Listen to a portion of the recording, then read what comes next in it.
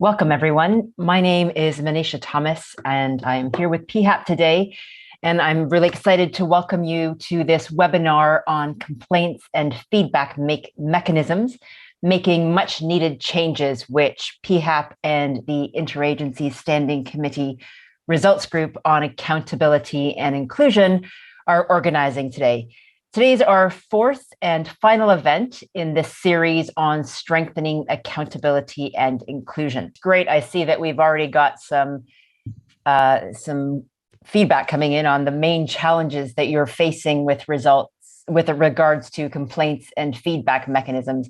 Leadership and follow-up seem to be the biggest ones so far, but also things like closing the loop, understanding, mistrust of beneficiaries, creative ways, cost, limited budget, trust issue, again, support to people, no management support, too much accountability, interestingly, management and budget. So I think we'll come back to that again in a little bit just to see what others are going to put up there.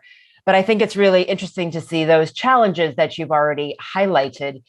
And I think you'll be able to get a lot of answers around some of those challenges from the excellent panel that we've got today. So as I mentioned, this is our fourth and final event in this series on strengthening accountability and inclusion. And that's a series that's been organized by PHAP and the IASC Results Group on Accountability and Inclusion. Our first event was back in September, where we looked at the current state of collective accountability. We had a really interesting discussion with global perspectives and speakers and participants bringing more examples to the table, but we also looked particularly at Bangladesh, the Philippines, and other contexts. In our second session, we looked at in some more detail at some of the concrete challenges that participants were facing in the area, with a panel discussing how best to implement existing guidance that we have on accountability and inclusion. Our third session, the previous one, was focused on risk communication and community engagement in the COVID-19 response and the lessons that we could draw from this for overall humanitarian responses. Today, we're going to be looking at complaints and feedback mechanisms, or complaints response mechanisms, and what good practices and examples are out there that we can learn from. We've already got lots of questions from all of you concerning all aspects of complaints and feedback mechanisms. And we're going to try to respond to as many of those questions as possible in today's event. And as Marcus said, we also have the Q&A. So if you have other questions, we will be able to try and get our panel to answer those as well. And some of them will be able to just type answers as well, so that you can, even if you don't necessarily hear it from the panel, you may be able to get a written response as well. So let me introduce our panel today. I think we've got an excellent lineup with lots of experience that we'll be able to draw upon. We have Simone Boisi, who's the emergency specialist with UNICEF in Venezuela. Simone is in the field, so he may have some connection issues at times, but we are hoping that he won't and that we will be able to see him and hear from him the whole time. Eva Erlach is the Community Engagement and Accountability Consultant who's on our panel today. Husni, welcome, Eva. Husni is a regional AAP advisor for OCHA in the Asia Pacific. Welcome, Husni.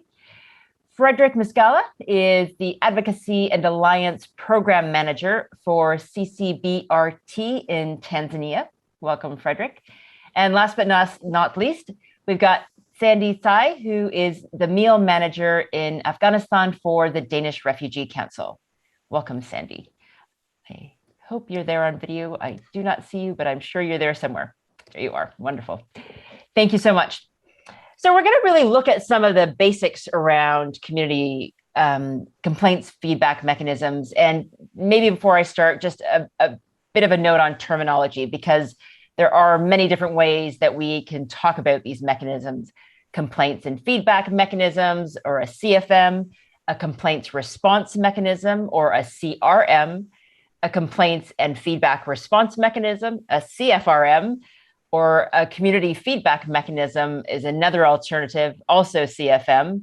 And another one that you'll probably hear a lot of is CBCM, a community-based complaints mechanism, which uses community structures. So just so that you know, even if we're using them a little bit interchangeably, we're really talking about the complaints and feedback mechanisms. And we may get into some of the details on some of the differences there, but I think it's just important to lay out those differences that are out there in terms of some of the names and terminology that is used. So to start off, we're going to start with some of the basics of the what and why of complaints and feedback mechanisms. So we have some questions from Nigeria, Myanmar. They're up there on the screen as well, which is great. Thank you, Marcus. Why is it important to have complaints and feedback mechanisms? What are some of the steps to establish a CFM in your organization? What are the steps to start a CFM in the field working with other organizations? And what's needed for an effective complaints and feedback mechanisms, whether in terms of organizational leadership, commitment, or tools? Ava, I'm going to turn to you first, if I may, because I think you've got some thoughts on some of these questions. So Ava, please. Yeah, hi everyone, and thanks so much, Manisha. I think that's a great question. So what are we actually talking about? We've already heard there's so many different names for this, but we're usually talking about the same thing. And what makes a community feedback mechanism or a complaints and feedback mechanism is that there is a system in place to that allows community members to share their points of view in different kinds of ways. There are various different channels that can be used, and they can be structured or unstructured. So this might be us going out to ask specific questions, but it might also be just opening channels for communities to share whatever thoughts they want to share with us, for example, through a hotline. There needs to be a system in place to ensure that all the information that community members share with us is actually reviewed, analyzed, and then shared with those that can take the action. So a community feedback mechanism is not only the channel itself for receiving that information, but also the processes and tools that enable us to review the information and discuss it with those who are in the position to act on it. And then which is a really important aspect and is often a challenge, as we've also seen in the Mentimeter. To start us off, we need to get back to communities to close the loop, not only to the individual person that might have shared a complaint or a feedback through a channel, but also to the broader community to share the general feedback trends. Just to repeat, or like a quick recap of the key components is, so a complaints and feedback mechanism consists of the channels for communities to share their perceptions, any kinds of perceptions. So this can really be positive feedback as well as negative feedback. It's not only complaints, it can be suggestions, it can be questions, and then the processes and tools to adequately process this information and ensure we are acting on it and then getting back to communities. And last point that is really important is also that this mechanism should be an inclusive mechanism often, or something we are trying to get away from is this, for us to see a complaints or feedback mechanism, I prefer calling it a feedback mechanism as a mechanism where we extract information, and then at some point, then we do something with this information, and at some point we are getting back to communities. But it is an inclusive process where key stakeholders need to be included all the way. But I can see that Simone also has some thoughts on this to share. Super. Thanks so much, Ava. And I think that those different components that you outlined are really important, and really the emphasis on not only complaints, but also it can be positive or it can be questions. Simone, if I can turn to you, please. Yeah, thank you, Manisha and Eva. Just complementing what Eva just said, I think there is another key component of a community feedback mechanism that is more on a normative and strategic level, and is having a common understanding of what AEP means. AEP might be quite new for some of the humanitarian actors, for others it is not. But in general, what we do need is to foster knowledge and commitment by the organization working together with the United Nations in the field. So what I do suggest is like starting with trainings and starting with building capacities among the different organizations, and then going to get some management support. It is a commitment to have a CFM in place. It takes resources, it takes time, and if you don't have a backup from your management, you're not gonna go through that and succeed.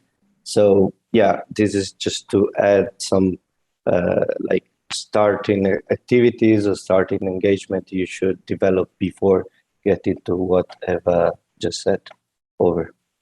Yeah, and I think that's a really important point, that if you don't have that management commitment, you can try and do as much as possible, but if it's not prioritized, you're not going to be able to have an effective complaints and feedback mechanism. Eva, you wanted to come back in on this one? Yeah, because Simone's point is so important about leadership and buy-in. And we also saw, like lots of people also shared now, that leadership can be such a challenge. And I think that is really the key first step when setting up such a mechanism, having that commitment. And it's really important for us to realize or to keep in mind that a feedback mechanism is not just only us handling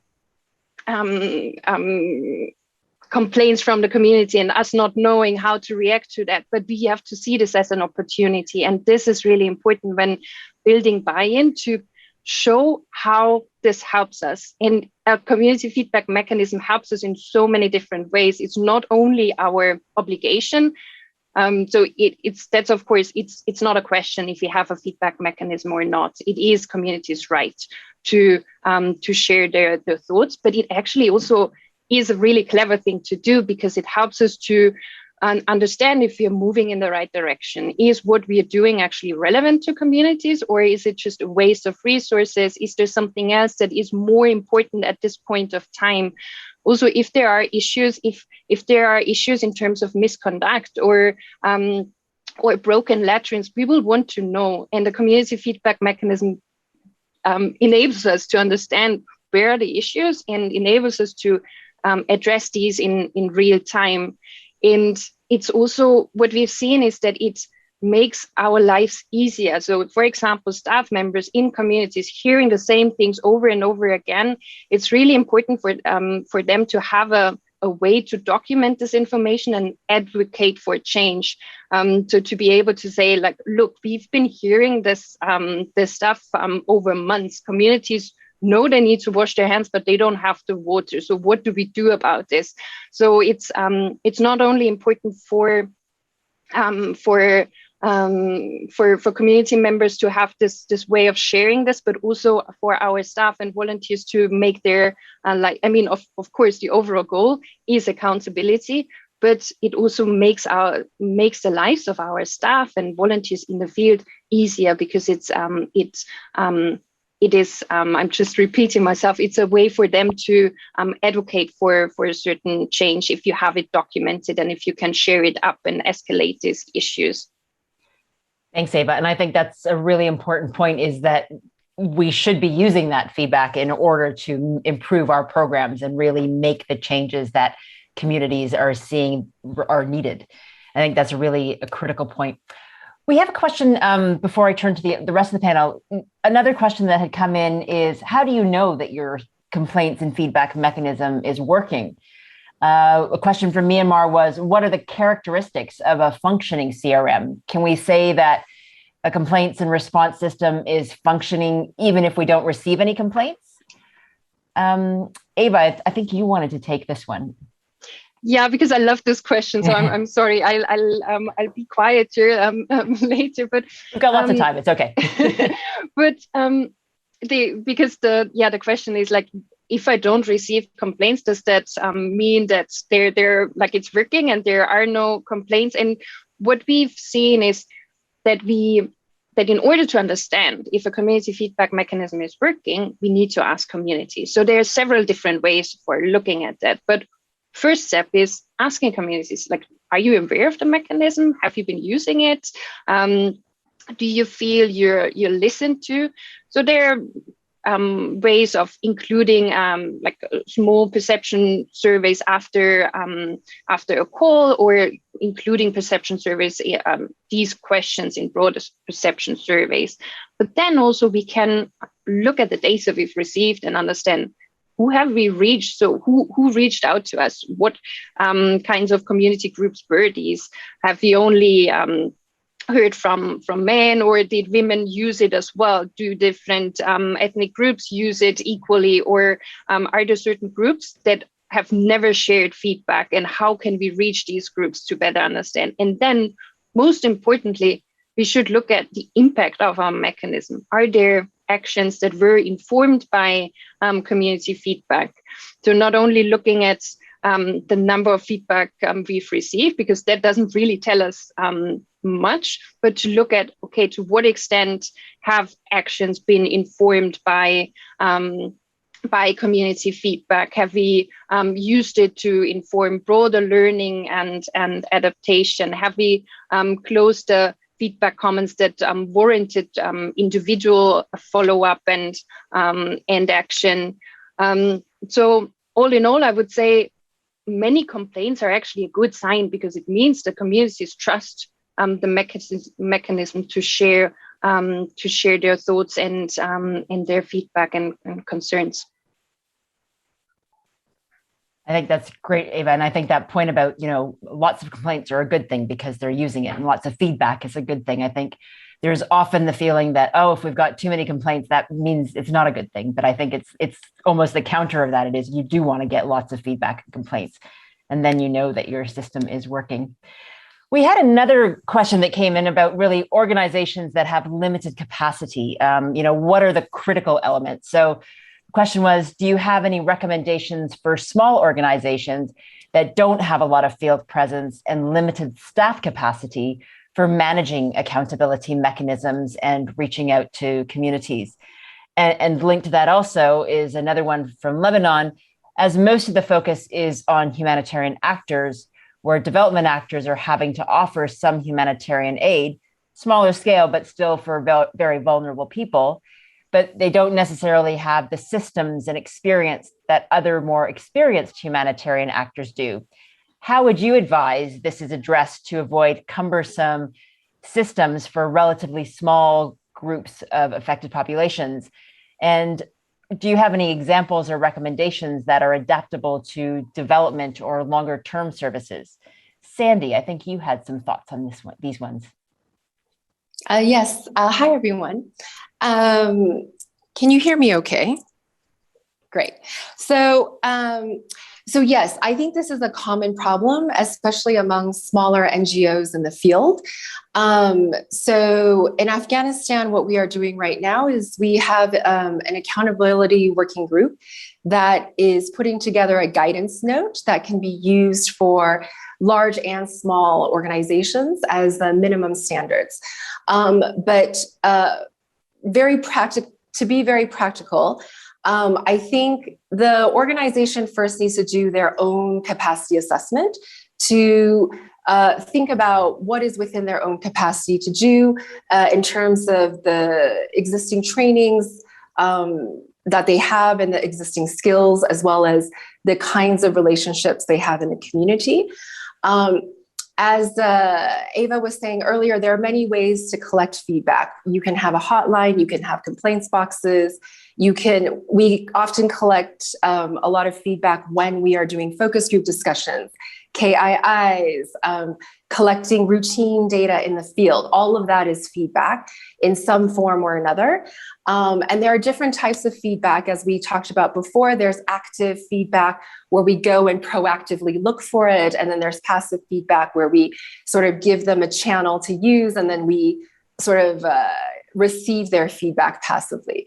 So depending on the budget and the staffing, the organization first has to look at what is feasible. And then once they understand what is feasible, I think they can think about what the proper modality is in the community, and then manage expectations in their own community.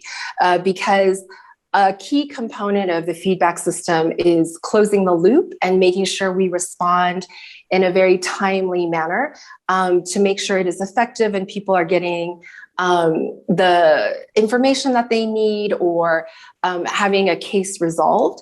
So understanding to what extent the program team is actually able to respond will help manage expectations within the community and develop a system in which you can communicate to the communities very clearly what you are able to respond to and what you are not able to respond to.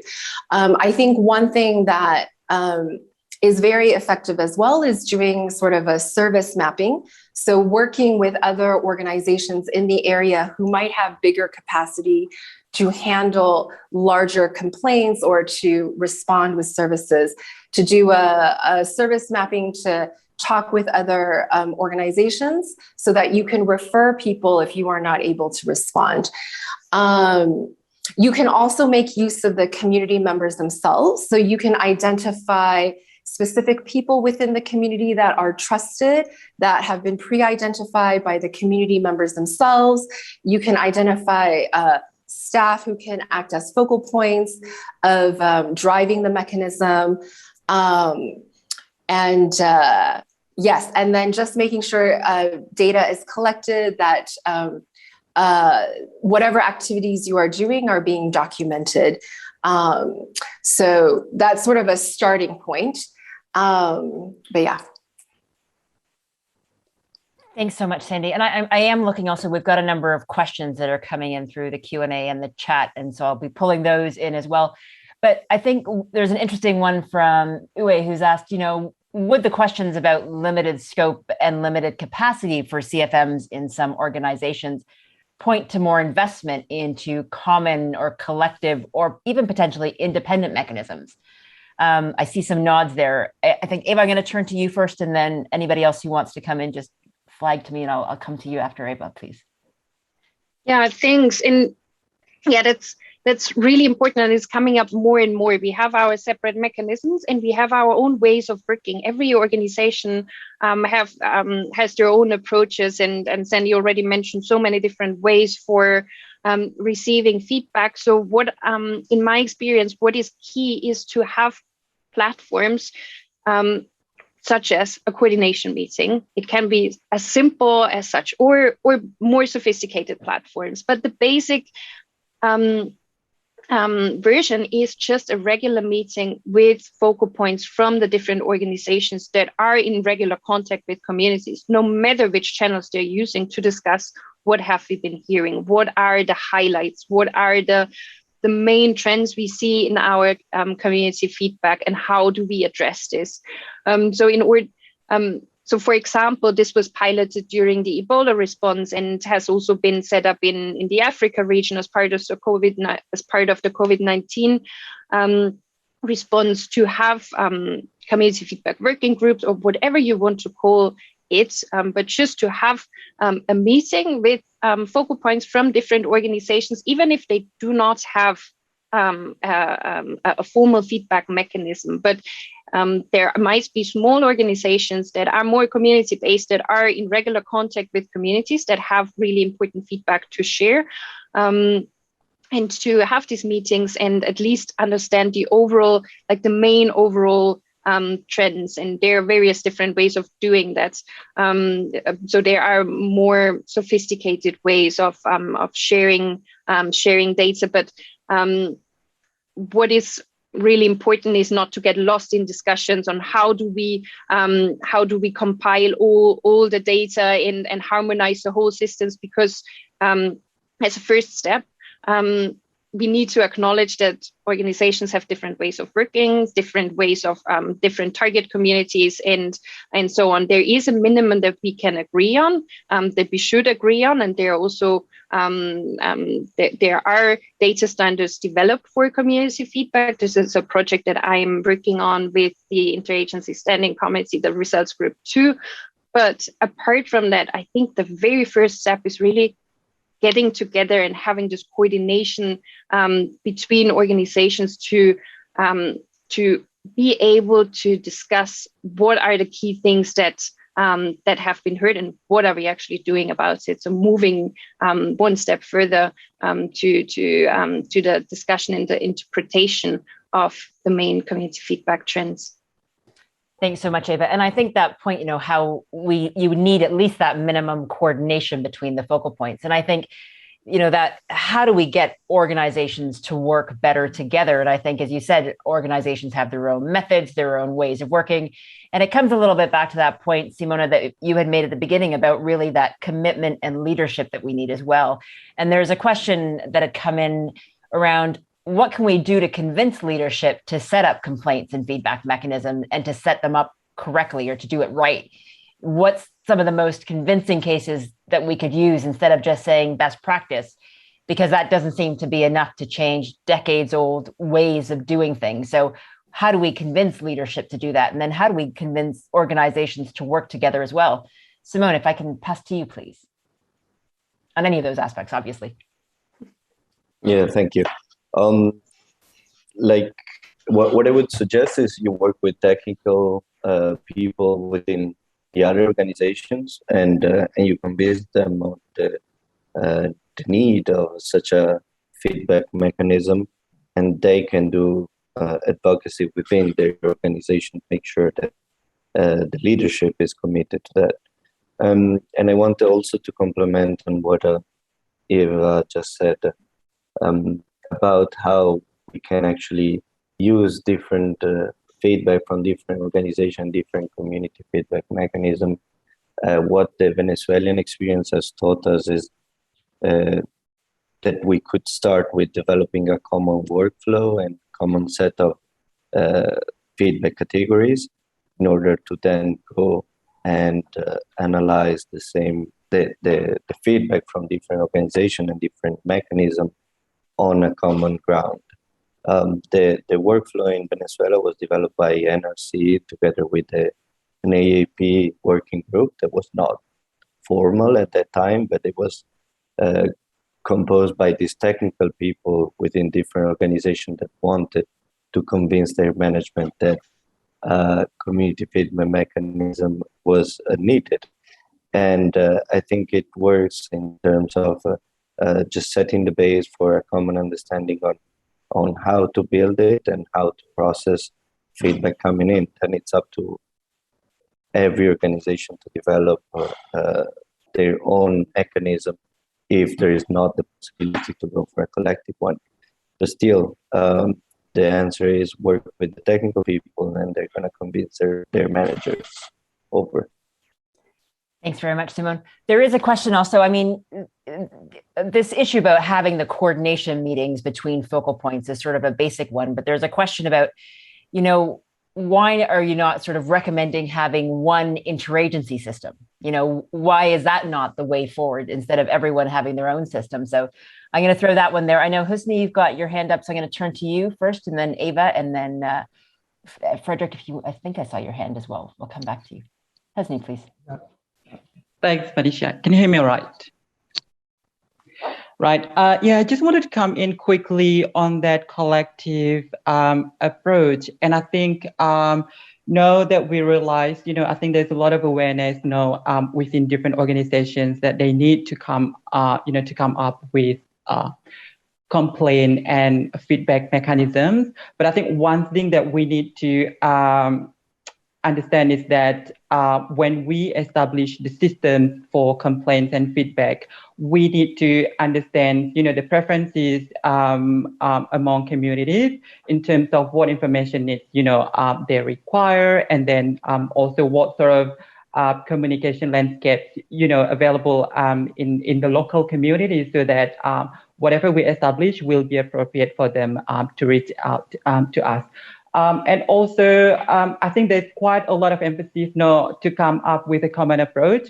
But unfortunately, we've seen more emphasis on establishing hotlines so far. So I just wanted to highlight on this one that, sometimes it could be irrelevant because whenever we start discussion, about establishing common approach, people tend to think about hotline in the first way of coming up with a collective approach.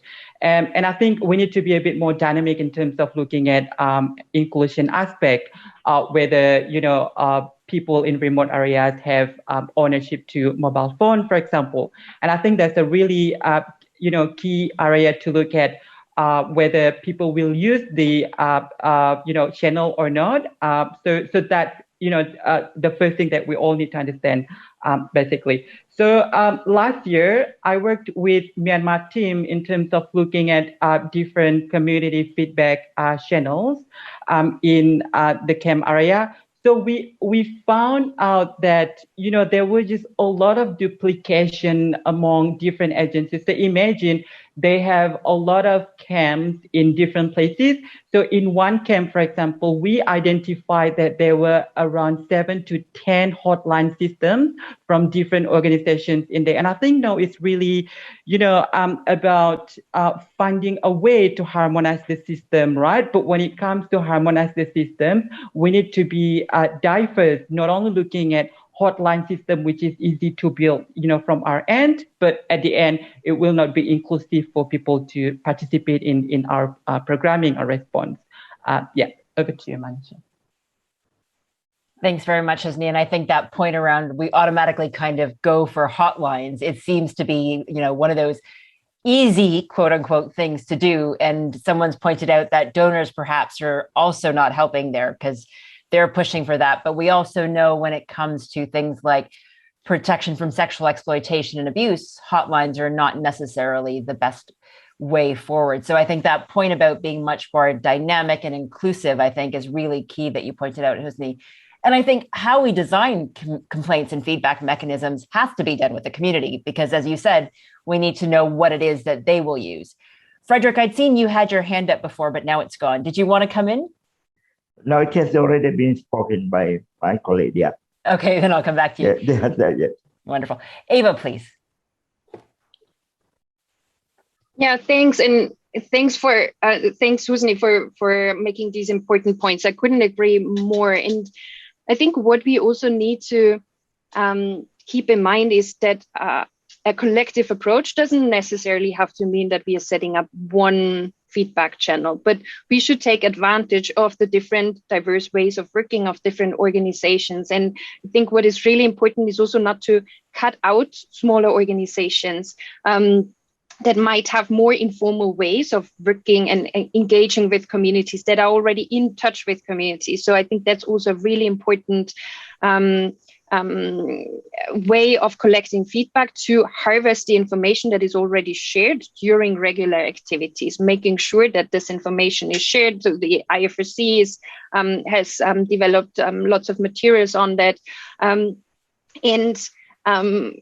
And what is also important is that these mechanisms are linked. So not only to look at the channels, but make sure that these mechanisms speak to each other. So making sure that there are clear SOPs if there is an interagency mechanism, clear SOPs for how do we share information with each other. If it's not raw data sets, how do we share these highlights? When do we discuss this information? And what kind of information is out there? And then if there is like a third party, for example, collecting community feedback in a structured way in regular intervals, we can include perception indicators in humanitarian response plans, for example. So coming back to that question on how do we get this leadership buy-in, I think it's also really important for us to acknowledge that a feedback mechanism is part of a broader response, and we must not end up treating community feedback as siloed, in a siloed way, as separate types of data. We need to triangulate the data with other data sources, and we need to ensure that there are useful indicators in humanitarian response plans. So, for example, this was done in Chad, in many different countries where perception indicators were included. And like this, you are forcing yourself, or you're forcing the response to collect this this information and to keep track of what communities are telling us. And then also to, when we're looking at the more practical realities, including that in job descriptions, including these responsibilities in job descriptions, in SOPs, to be very clear on not only who is collecting this information and producing the reports, but who is supposed to act on this, who is supposed to report against these indicators, and who will need to justify that he or she did not react to concerns repeatedly being shared. And last point, not underestimating the amount of funding you need for running a feedback mechanism, making sure that there are enough people who can support the system, that you have the equipment in place, even if it's very simple mechanism. And a feedback mechanism can be very simple, but you need to have a person who is running that process, who is making sure that this information is shared with the right people, that you're following up on that, et cetera, et cetera. So a feedback mechanism shouldn't only be included in a plan without sufficient budget and clear responsibilities.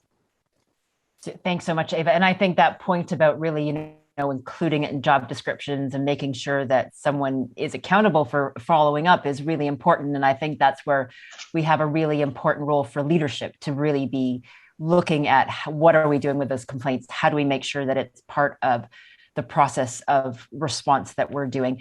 I see that there's lots of questions coming in, and I'm not pulling some of those out now because I've got them already lined up for later on. So don't feel that I'm ignoring the questions that are coming there. I'm hoping we're going to get to all of them.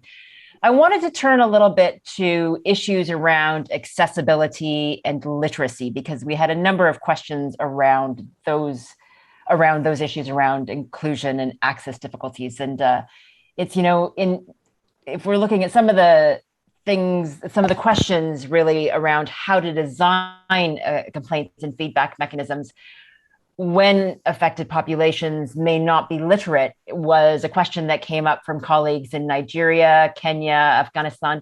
Some of the questions were, how do you design and promote an effective CFM for people who cannot read or write? How can we best promote the submission of complaints for people who cannot read or write? And what are some of the ways to ensure that women who live in remote areas without access to phone networks and who may be illiterate can submit complaints, especially if there is some social sensitivity around women communicating with men? And I think these are some excellent questions that are probably challenges faced in many more than just these three countries. So for these ones, Sandy, I believe you had some thoughts on these, particularly being based in Afghanistan, perhaps.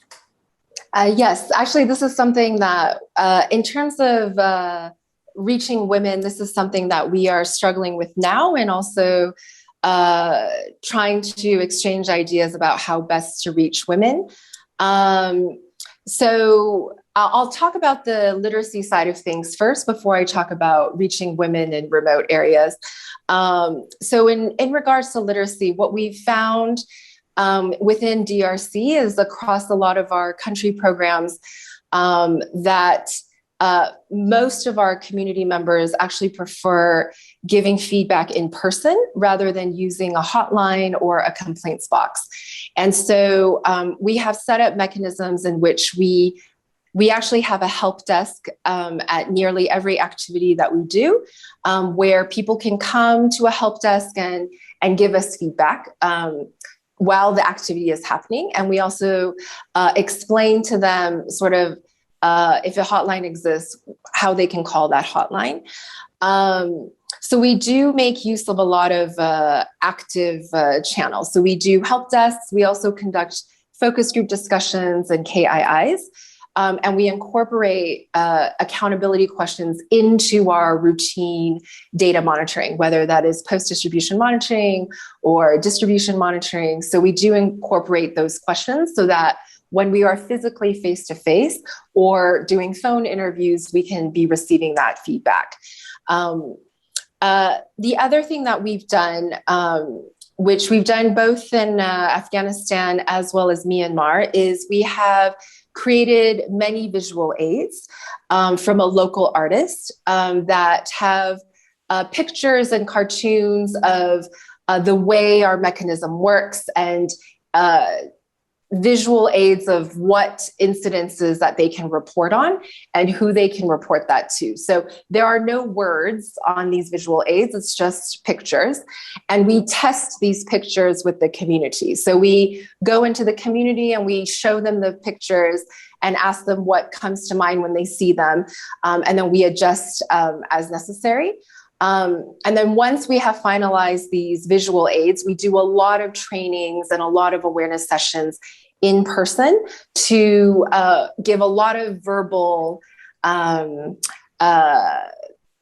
sort of explanation of how our mechanism works and how they can be using that. We also have verbal scripts that we write out where we disseminate key messages. So those are some of the main ways that we have addressed this issue of literacy. In regards to the situation in Afghanistan, currently, actually very recently, BBC Radio did a very wide survey, and they found that actually many of the women were still able to access their phones in the peri-urban and urban areas and able to actually call the existing hotlines that we have in Afghanistan. Right now, what we are working on is trying to figure out how to reach women in the very rural areas. Right now, the situation is continually changing, but just within DRC itself, we found that there are some areas where we've been able to have females with mahrams go to the different areas in person to collect feedback, whether it's through our routine monitoring or when we want to look for information and interviewing women. So it's a very active way of collecting information rather than relying on them sort of coming to the distribution and using a help desk or calling on the phone. So those are just the initial ways that we've sort of tried to deal with this situation. But again, we have our AAP working group in Afghanistan, and we have been talking extensively on how to manage this. Thanks so much, Sandy. And I think the way that you've done it with the pictures and posters, there's some that have been saying in the chat that they've been doing that as well. And I think there are some good links that have been also posted in the chat, so other resources that people might be able to look at. But I think, finding those ways, particularly working with communities to make sure that any of the visuals that you're doing, making sure that they get the message that you want them to get is very important. So I think that point again about designing mechanisms with communities is particularly important. I'm going to turn us now a little bit to accessibility, and particularly for how we design complaints and feedback mechanisms for persons with disabilities. So we've got questions from Yemen, Ukraine, Philippines, and Australia around accessibility and how do we make sure that the CFMs are accessible. So some of those questions are, how do we best design a CFM that allows people with disabilities to confidentially submit complaints? Can you share any good practices and strategies to make feedback mechanisms accessible to people with different types of disabilities, including children with disabilities, while ensuring confidentiality? And do any of the panelists have any experience of integrating questions on disability within the CFMs to be able to disaggregate by disability and better understand the barriers that people with disabilities may face? And if so, do you have any recommendations of good practice? Frederick, I'm going to turn to you first, please. Thank you very much, Wansha. Yeah, it's interesting questions, actually.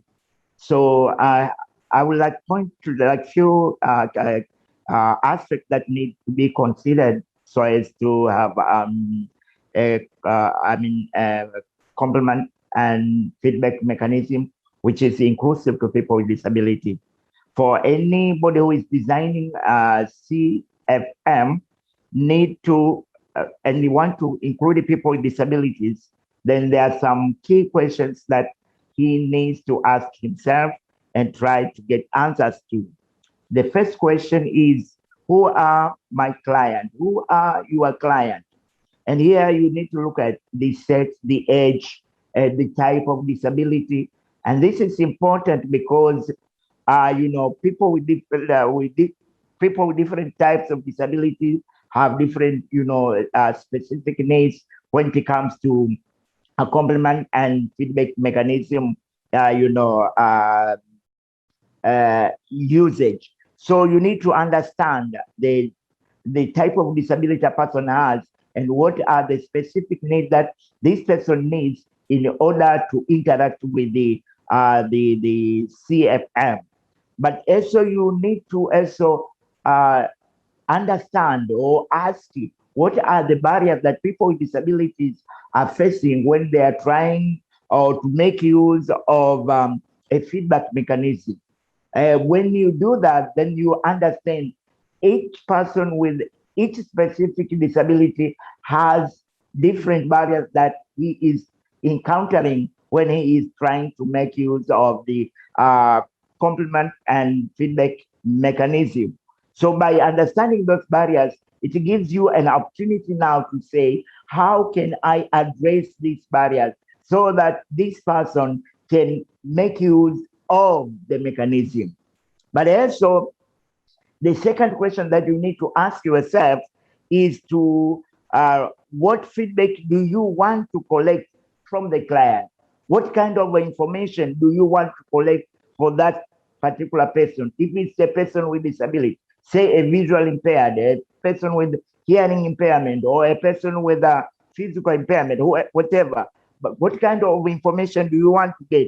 And whether the collected information that you are collecting is reflecting is reflecting a feedback from people with disability. You need to understand that as well. But also, you need to ensure that data is collected in a manner which is disability sensitive.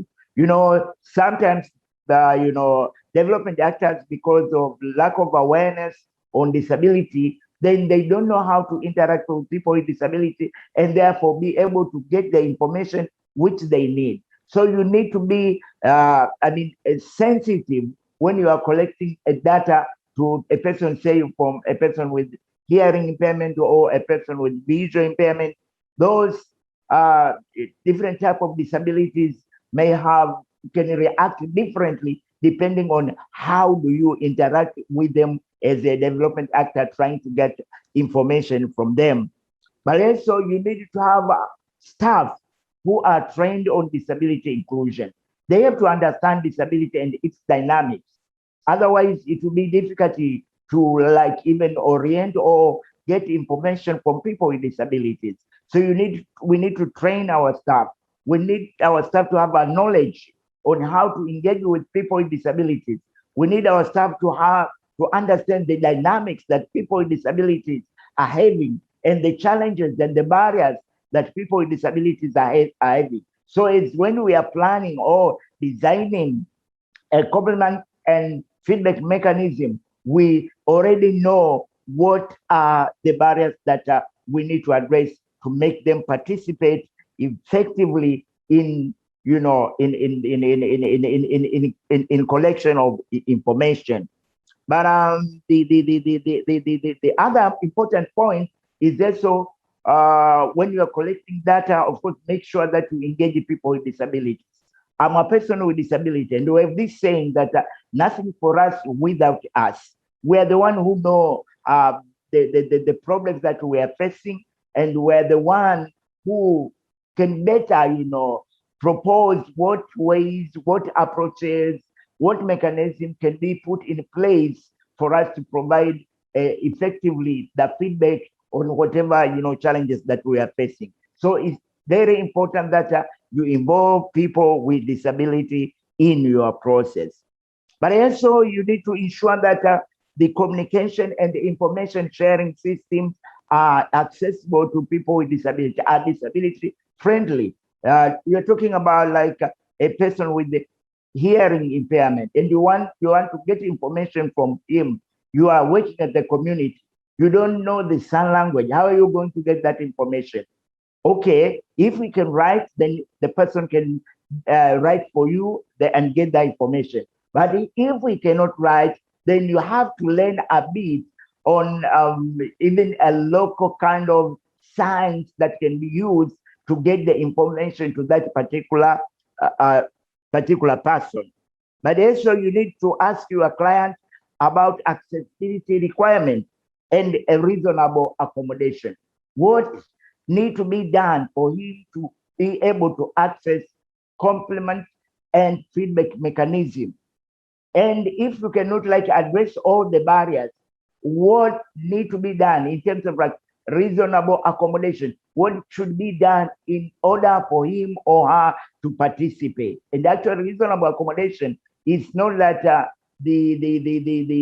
our staff or the development actor is the one who is proposing. No, this should be a request that is being made by a person with disability himself.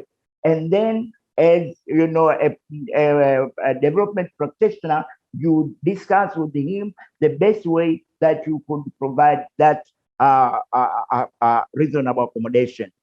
But also the third question that you need to ask yourself is, which channels do you want to use to collect client feedback? To ensure that the selected channel are accessible to people with disabilities, there are some key issues or aspects that you need to consider. One, you need to ask people with disabilities what channels they would prefer to communicate with you, depending on the type of disability. A person with hearing impairment, of course, you cannot communicate verbally. A person with visual impairment, you cannot communicate with him by, you know, by writing. So you need to ask which channel is preferable by a person for him to participate effectively in the process. But also you need to check the strengths and weakness of the selected channel when it comes to accessibility and reasonable accommodation. What do I mean here? I mean, like, okay, you have, for example, they have selected hotline. What are the advantages to a person, say, with hearing impairment? What are the disadvantages to a person with visual impairment? So you have to analyze all these and then come with a conclusion based on the, you know, your analysis to say, okay, this method or this approach in discussion with the person in question is the best way to use to get feedback from people with disabilities. But also you need to conduct accessibility audit of the feedback channels to identify additional barriers.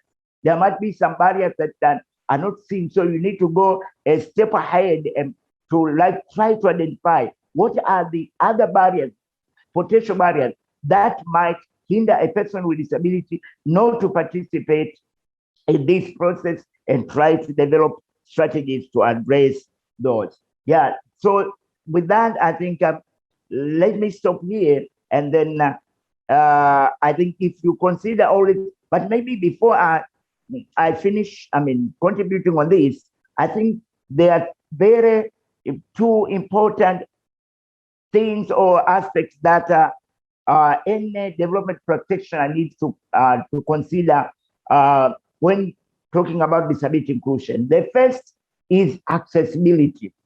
Accessibility is a precondition for effective participation of people with disability or inclusion of people with disability in our feedback mechanism. If the mechanism is not accessible, then there's no way that a person with visual impairment or hearing impairment or any type of disability can participate on that. But and accessibility can also be complemented by what we call universal design of the services, of the infrastructure.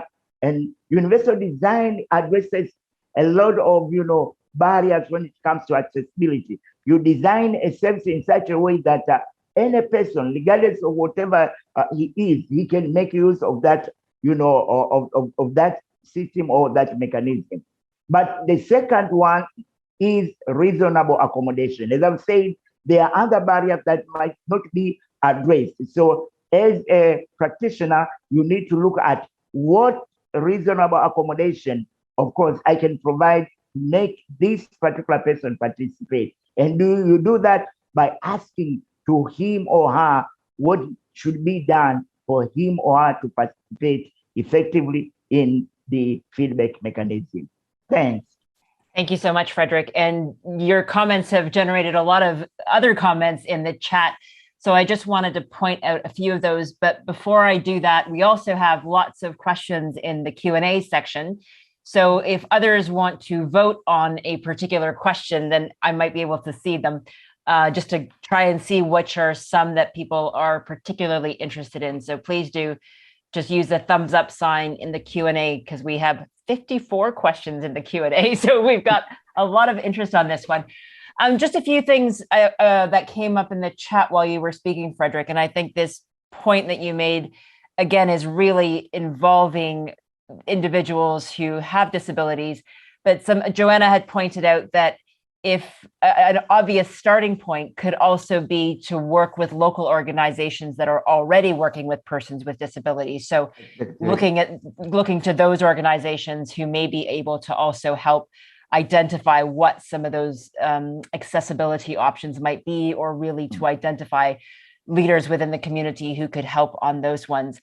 I think the other one that came up was a recommendation to invest in the Washington group of questions. I think those are also another one when we're doing assessments that could be useful. Another one pointed out was there is a disability reference group if you want to continue to troubleshoot and join efforts on disability inclusion. There's a link that Kathy has put into the chat. Also, there's there's a resource from, now there's so many things in the chat, I've lost it, sorry. There's the Interagency Standing Committee guidelines on inclusion of persons with disabilities in humanitarian action. There's also a guide that Kathy has put in, accessibility, a guide to action that's in there. And there's a few other resources. There's an IRC one as well around older people and people with disabilities. So a huge number of resources are being shared in the chat, which is great. And there's also a free online course, which I'm not sure if it's on the Washington group questions or more generally, but Gugu has put that in the chat there as well. So lots of good suggestions in there. So thank you to all of you for that. There's also been a lot of questions. I'm going to turn a little bit now to working in difficult or remote areas. And maybe we can also link this to some of the questions that have come up about how we can put in place CFMs where there is an ongoing conflict. So I wanted to turn to some of the questions that we got around this. From Pakistan, how can we ensure complaints response mechanisms in war areas or where we have access issues? How can we set up CFMs in hard to reach locations or insecure areas due to conflict? I know someone had also said, when we're doing remote work and we have limited staff, how do we manage that when it comes to CFMs when we don't have a lot of staff capacity? And how do we design CFMs with limited access limited access to communities in remote areas due to COVID-19 and also where there may be no internet access? Sandy, I'm going to turn to you for some thoughts on these, and then anyone else who'd like to as well.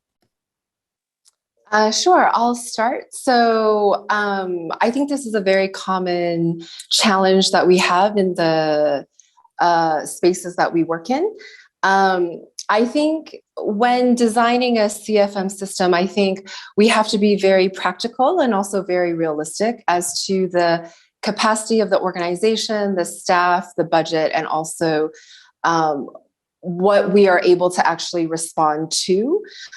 So again, just emphasizing that closing of the loop. So you don't want to try and do everything. I think managing expectations within the limitations of the organization would be a first step.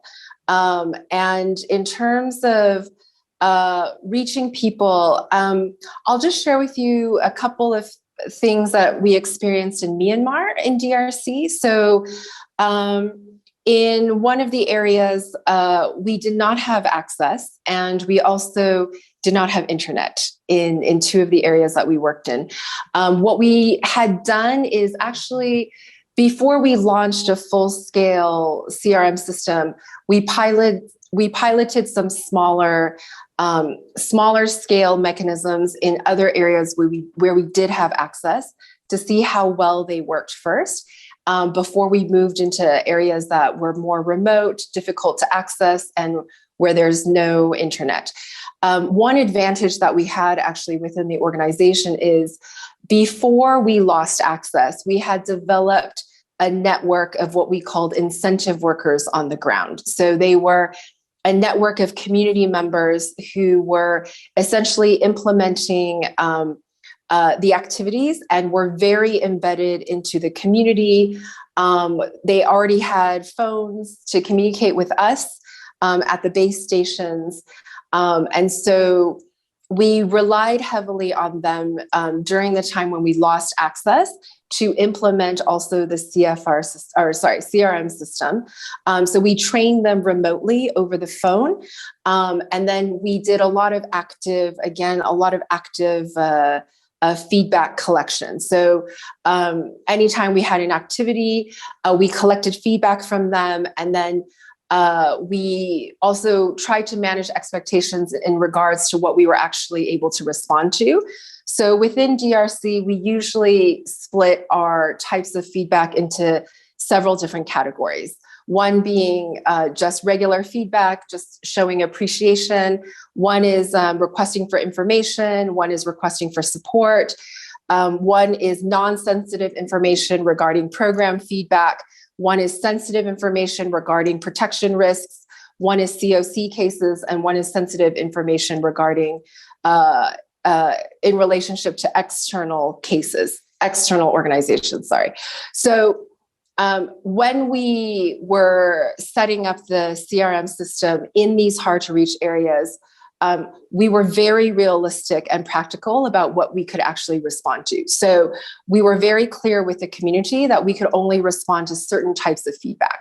But because there were no actors on the ground that we could refer to or deal with if there was a very sensitive issue, because we could not respond to that, we did not inform them that this was a type of feedback that we would be able to deal with. So it was a lot of communication with the communities as well, to let them know what we could actually respond to and managing those expectations.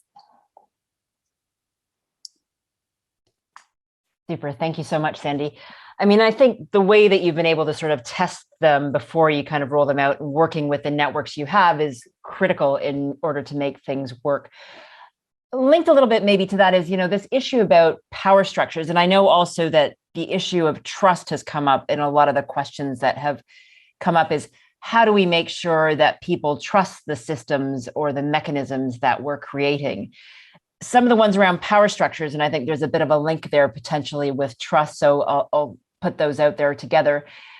From Sierra Leone, how do we improve on people's confidence in reporting through the CFM channels rather than through their community leaders? And how do we best approach complaints and feedback mechanisms without feeding existing power structures in communities? So really, again, how do we make sure that we're designing the mechanisms with communities and in a way that establishes trust in the mechanism? I think, Ava, you had some thoughts on this one. Yeah, thanks, Manisha. And thanks for these great questions. And yeah, it's absolutely essential to set the system up with the community. So we need to make sure that when we are thinking about the channels we can use to discuss this with the different groups of the community. And we often use the term of with the community, but we need to be very clear on who the community is. How does the community function? Who is taking decisions in the community? Who owns the phones? Who who is connected, and what kinds of leaders are there, what are the power structures in that community, and then to be working with these power structures, but also create parallel channels. So key here is also to avoid having one single channel, but to be able to combine different kinds of channels. So you might want to work with community leaders. You will want to present your project to community leaders. You will want the buy-in of community leaders, because you will not want them to block this whole process, and they might have really important insights. But we must not stop here. We need to ensure that there is an open channel for community members to share their feedback in confidentiality. And this needs to be discussed with women separately, with youth, with elderly people, with the different groups that make up a community. And how do we ensure that they trust the system? We need to make sure that we show that it works. We need to report back to them. We need to be very transparent on how the feedback mechanism works, what community members can expect, what they can't expect. I think that's a very important point that Sandy brought up. Community members need to be aware of what will be able to deal with easily, or what are other issues that will not be able to be addressed by my specific organization, or that I need to share with other organizations. And so what we can see is that or what we've seen is that community feedback mechanisms can help us build trust, but trust is really not easily gained. So we need to showcase that there is a whole cycle of the community feedback mechanism, and that we are actually coming back and showing the community how this is, like how we have treated their information. And to come back to that issue of power structures, it's really important to both work with community leaders, community structures, because they will be able to share information with their communities, but and share important insights, but then also to have parallel mechanisms that allow community members to share something in confidentiality. And I know I'm repeating myself here, but I just want to stress the point that a mechanism is not just one channel, but it is a variety of channels that feeds into one system that then needs to channel the different types of informations. And also the discussion of what needs to be done about it should also happen with the different community groups. So again, coming back to the point I made at the very beginning, we should not just record and then go back with, okay, we've heard this and this is what we are going to do, but we should come back with saying, okay, this is what we've heard. We think that this might be a good idea. Do you agree, or have we misunderstood, or like what are your thoughts on how to address this? And again, in these discussions, not only having community leaders, but also the broader community. Thank you so much, Eva. And I think this issue really about how do we make sure that we're, developing it with different groups within communities is essential. And somebody had pointed out that, having experienced recently a CFM that had been donor driven and not community or client driven, it's been challenging to get it to take off, probably due to a lack of trust and ownership. And I know somewhere earlier in the chat, I've lost it now, somebody had also noted that, one of the challenges that we often face in humanitarian organizations is a lack of flexibility to be able to adapt to the feedback. And I think that comes back again a little bit to that issue of the leadership and the commitment to take that feedback and really adapt. But then also, do we have that flexibility from donors? If our proposal was, this is the project we're doing and this is the program we're implementing, but then the community says, actually, that's not what we wanted. How often do we also have that flexibility from donors to go back and make the necessary changes? And do we feel that we are empowered to be able to, go back to the donor or even internally and say, we really have to change things? There's also a question, and Eva, when you were speaking about, going to the community, how do we make sure that we're not going to the community from all our different organizations and developing parallel community and complaints and feedback mechanisms. Because there was a question in the chat around, I'm trying to find it in the midst of the 52 questions, I've lost it now, but it was basically, on the panel, do you believe that it would be important, if I can find the exact wording, but basically, should we be having kind of interagency mechanisms or joint mechanisms as opposed to setting up separate mechanisms? I'm trying to still find that one if I find it, sorry. But yeah, I'd love to hear some of your thoughts in terms of that flexibility. Do we have that in order to be able to change based on the feedback? And, oh, here it is. What are the pros and cons for creating a common complaints feedback response mechanism for multiple agencies and having this send out the complaints to the appropriate agencies? Wonder if any of you have thoughts on that. Simone, please. Yeah, on our experience in Venezuela, we do have a common interagency mechanism that has been piloted the last six months in 2 municipalities of the country, and it will be scaling up in 2022. And what are the pros and cons? The pro is that you actually have only one system, and not, as Ujni was saying before, like 300 hotlines in the same community. So people can build trust with the entire humanitarian community and not with only a few of their members. Also, it helps us to understand the global picture and what are the needs of the population. So far, we don't have enough data to understand that, but I'm sure that in 2022, we will have enough data to analyze and understand what people are thinking about our program and our implementation. And I think there's going to be a part coming up next on integrating different channels, but it does relate to what we are talking right now. And I just wanted to share my insight on this. And we are always talking about complaint feedback mechanism, but we should a bit demystify this and starting by calling them community feedback mechanism, and also to understand that they are not only a way to receive complaint and to receive like sensitive feedback. It's a way to engage with community. It's about having this holistic approach of communication with community and feedback. So I think by doing that, we could develop more trust with the community and avoid what Vanessa was saying before, avoid retaliation, because people do not know if they have to call or not, because they might be not provided help anymore in the future. So let's put it down as more as an interactive system of talking with the community, and like let's have like a flyer saying, talk to us, we want to know your opinion.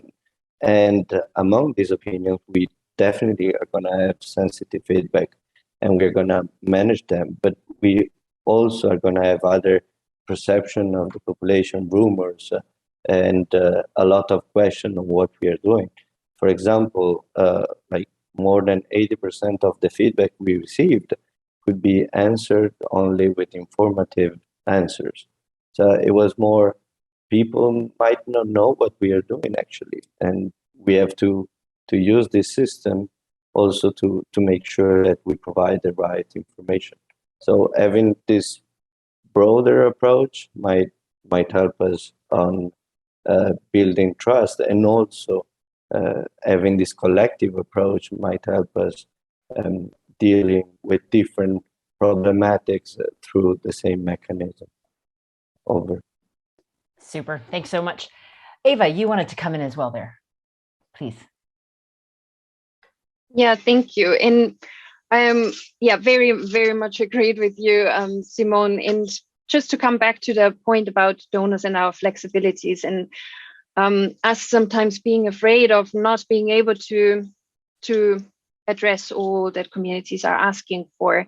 And I think this is really important for us to remember that communities understand as long as we provide explanations. If we don't have any information, we will create, or I know it from myself, if I don't have the information, I might not create the most positive scenario, but I will probably more interpret it in a negative way. So if you don't explain something, communities are probably more likely to say like, oh, they don't care or they don't want to do it. But if we come back to communities and explain, we hear you, that this is what we've heard from you, we understand, we have discussed this, and this is what we can do, but this is what we cannot do.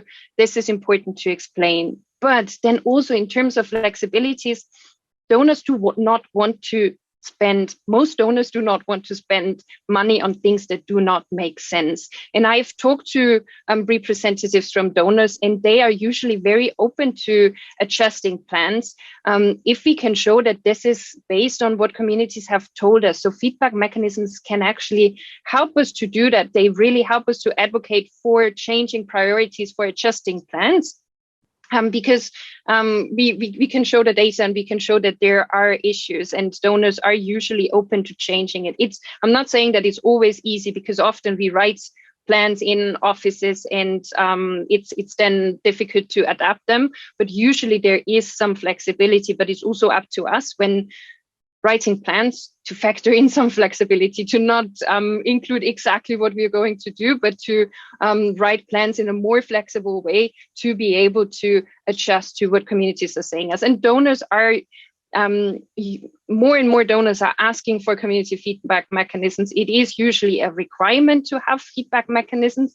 So it's also up to us to write plans in a way that allow for that flexibility. But once again, we should not be afraid of not being able to fulfill everything, because we just need to have that open conversation with communities. And in my experience, it helps providing the reasons why certain things are not possible or not, or at least sharing updates on what is happening, who is discussing this, and what are we doing about it. Super. Thanks so much. And just to also pick up, Steen is sharing, the common feedback mechanisms. If we've got those interagency ones, one of the pros of it is that it's advantageous for individuals in the community, because they don't have to look for the right feedback mechanism. They don't have to figure out if it's DRC's or UNICEF's or whoever's it may be. The con, Steen points out, is that in reality, these tend to then result in a lowest common denominator, with only very few points being addressed and shared back with the community. And it tends to be very heavily controlled by senior management, which is often afraid to be named and shamed. And I think that's possibly one of the big challenges we've also got to deal with, is that, how do we make sure that we're putting communities first as opposed to our own organizations and our own organizational egos, I guess. Sandy, you also wanted to come in on this. Yes, I just wanted to share sort of a common feedback mechanism that we have in Afghanistan. So another pro of using a common feedback mechanism is that it can be linked to smaller NGOs that may not have the budget or capacity to develop their own full-fledged CRM mechanism. So in Afghanistan, we have a common humanitarian helpline called AWAZ that's being funded and managed by UNOPS, AHF, EU, WFP, UNHCR, and all of the major INGOs and NGOs have an MOU with AWAZ, where we give information about our own feedback mechanisms within our own organizations, but we also distribute these AWAZ hotlines and raise awareness with our communities that we work with on how to use the hotline. So the nice thing about it is that they can call, the organization specifically, or they can call AWAZ. And then we submit information, and we are in contact with AWAZ on a weekly basis, giving them information about our activities, how to refer them to different parts of our organization, etc. The downside that we've seen is that it is a one-way channel. So if AWAZ gets feedback from the beneficiaries, we are told sort of generally speaking what kind of feedback they've received, but there's no way for us to understand exactly what was said or how we would specifically respond to it. So this is just sort of informing us that they've received complaints or feedback, but they've responded on our behalf based on the activities and information that we've given them. So there is a bit of a drawback in terms of sort of understanding as an organization how we sort of can close that loop and understanding where we can learn from the feedback that has been given to that common hotline. But generally speaking, I think it is advantageous for smaller NGOs inside the country.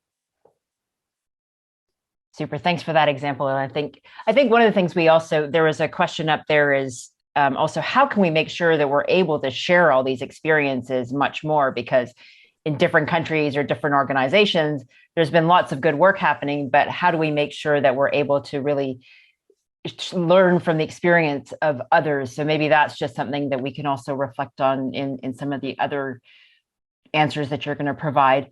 I want to move us more into the integration of channels, which was something that came up, and we've got a few questions around that. From Somalia, should hotlines be particularly dedicated to complaints and or feedback, or can they be used for several purposes? For example, instead of having a separate hotline for reporting missing children and another one for CFRMs, can we have one hotline for both functions? What's the better practice? And on a related topic, many of you were concerned about the need to integrate complaints from staff in the same channels. So from Pakistan and Bangladesh, should feedback from the team be part of the mechanism? And how do we ensure shared accountability to report abuse and exploitation in the workplace? And then there's one that had come up as well in the chat around, somebody said, one key problem I always come across is the fear of retribution or exclusion from the project activities as one of the main reasons for why community members decide not to report or use the mechanisms. Simone, I'm going to turn to you first, because I know you had some thoughts on these questions, please. Yeah, thank you. I just wanted to comment that the best option would be having a common and collective feedback mechanism. I think the experience of Afghanistan could be quite useful for a lot of us to understand and to build upon. If we don't have the best option, that is collective mechanism, what we could have is at least agree on one common workflow and the feedback categories. And why am I saying this? Because if we have feedback categories, we're going to understand that it's not only about complaint, it's about other kind of feedback, such as requests for assistance. And under request for assistance, we could integrate what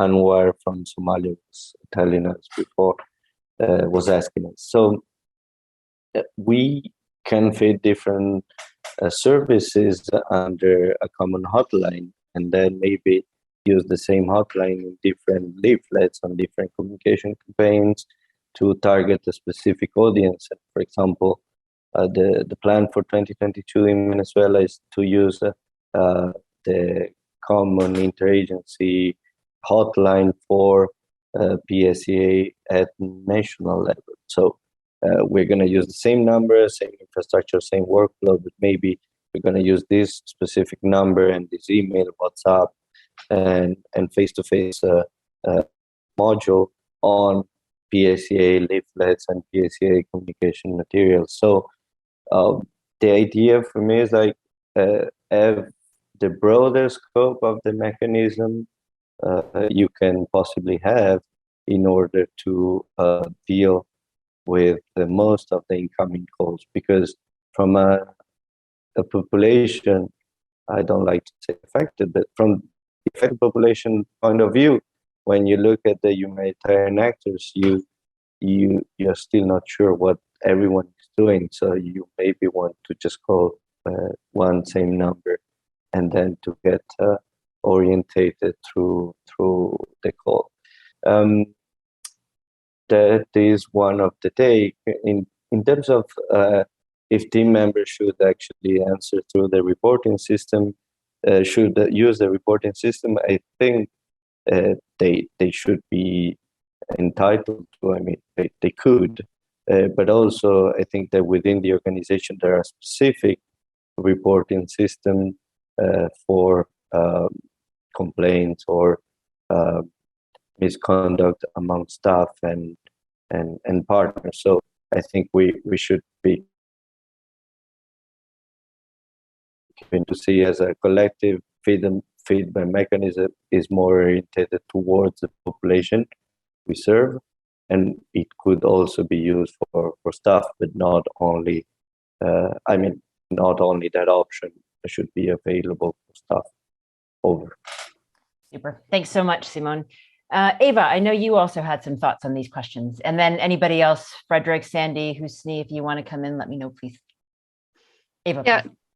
Thanks, Manisha. And yeah, just to complement what Simone has already said, I very much agree on what was already shared. And just one thought also on the importance of integrating channels or using channels for several purposes is that, yeah, first of all, how should communities know which number to call? And this is definitely something which we want to avoid.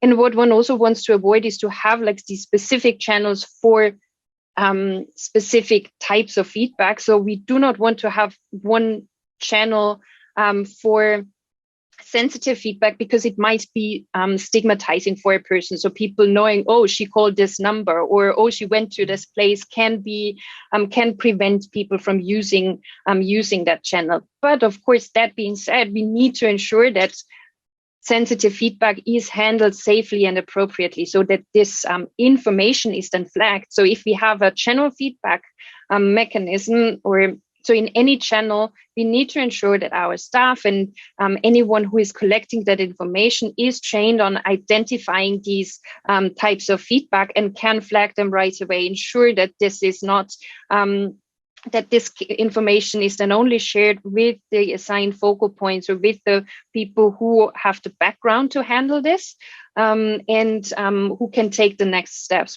Because not everyone who is collecting feedback might be trained on handling sensitive information. So what they need to know is oh, this is something serious. This is not okay. I need to share this according to our internal policies with that specific person.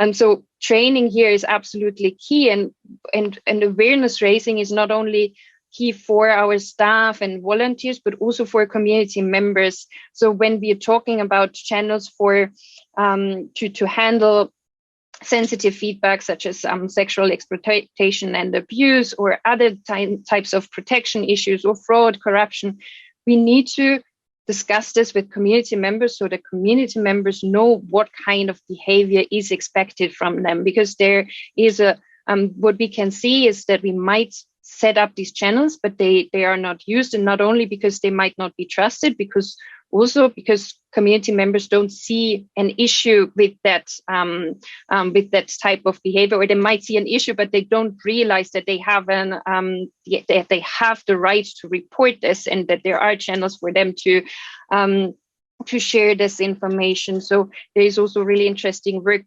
There was really interesting work led by UNICEF in the Democratic Republic of Congo, where they looked at the understanding of the concept of sexual exploitation and abuse, and where it was seen that the translations of these terms are often not correct, that the community members are not aware of their rights. So there is a lot to be done to not only set up the mechanisms that work, but also to make sure that everyone understands what the expected behavior is. So this is very much linked also to code of conduct briefings and so on and so on. Super. Thanks very much, Eva. Sandy, please. Just to illustrate an example of how we have a common channel for collecting feedback. So both in Myanmar and Afghanistan, within DRC, we have several hotlines, but we have maybe 2 dedicated CRM officers that receives the feedback. So they receive all the calls and they speak the same languages as the community members. And they are usually, we put a lot of investment in those staff members on how to manage the feedback that are being collected. So what usually happens is, whether it's through the hotline or help desk, all of the feedback is collected formally on a form. And then that data goes into the CRM database, where our CRM officers then look through the database and classify each type of feedback into specific categories that I had mentioned previously. Depending on which category the feedback is in, those are now referred to different people within the organization. So for example, if it's a feedback related to a protection risk, it goes to our protection team. If it's a feedback asking questions about NFI kits, it goes to our emergency team, et cetera, et cetera. Sensitive cases such as COC cases get directly linked and are flagged up through our COC mechanism within our organization. And after it goes there, it is seen by our COC committee, and it no longer is with our CRM officer. So, and we've designed the database so that if there is a COC complaint against a staff member or some actor that we are working with, then it doesn't even register in our own database. It automatically goes into our COC database that gets flagged at our headquarters. So, so we do have, so in terms of collecting the feedback, it goes through one channel, but in terms of how the feedback is dealt with, we go and either manually classify, or we have an automated channel for our COC cases. So I just wanted to illustrate, because I think sometimes we talk in a lot of theoretical terms, but just wanted to let people know in terms of what this actually looks like on the ground. This is sort of the practice that we have been doing. And just to emphasize that the way we have set it up requires a lot of investment from the senior management team as well as program managers, because in order for us to ensure that there is a response in a timely manner, those sort of COC committees have to be established at the senior management level. Program managers have to know that these referrals will be coming to them and that they will have to respond. So that is from my side. Thanks very much, Ava. Sandy, sorry. And just to clarify, COC is code of conduct, right? Just for anyone who doesn't know COC, just wanted to bring that in there. Marcus, thank you for reminding me. Maybe we'll take a look at the results of the Menti before we come back to complaints management. I completely forgot to come back to that. So thank you, Marcus, for reminding me. So these are some of the results of the Menti, where you've highlighted what some of the main challenges you face are. Leadership, follow-up, limited budget, trust, I think, are the biggest ones that we've seen there, but there's many, many more there. Communication, commitment, resources, lack of capacity, management support, accessibility, creative ways, other things like data sharing with partners, in transparency, closing the feedback loop, literacy, documentation of issues, ticking the box mentality, weak feedback loops, and there's many, many more. So maybe I'll leave that up there for a little bit, because I think it's incredible how many sort of challenges we have. And I feel like we could spend the entire day discussing this, just looking at how many questions there are. So it's obviously a great last topic for this event series. I do want to turn a little bit now to the sort of complaints management side. And Sandy, you've started us off a little bit, how you're managing that. But if we're looking, some of the questions we got were from Sudan: how best can we manage complaints to ensure communities are satisfied with our feedback? And from South Sudan, what suggestions do you have on how to improve on the provision of feedback to affected populations? And again, that issue about how can we get senior managers to lead by example in making sure there is continuous feedback to the people that we serve? And then also there was another question from Palestine about the rights of the complainants in the complaints management procedure. Do those who are complaining have the right to go through their surveys and see their scores, or to sort of understand what's happened with their feedback. Eva, I'm going to turn to you first, but anybody else who wants to come in, please do let me know. Eva, please.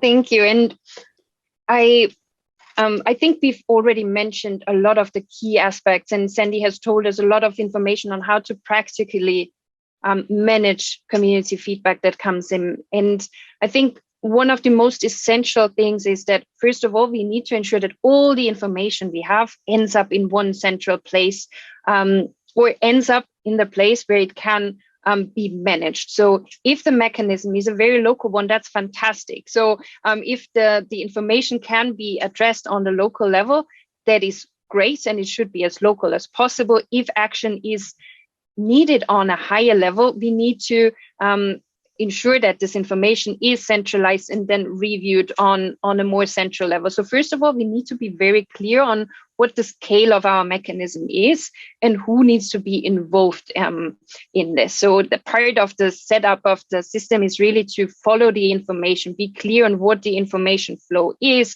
who is what kind of information shared with. And that's the important part that Sandy also mentioned. We need to, and Simone also mentioned it, there are different types of information that warrant different types of action. So to differentiate between these. And so to be clear on about the fact that some information can be answered right away. So we need to prepare for that. We need to prepare those that are collecting the feedback, can answer most frequent questions. So to make sure that they are prepared to address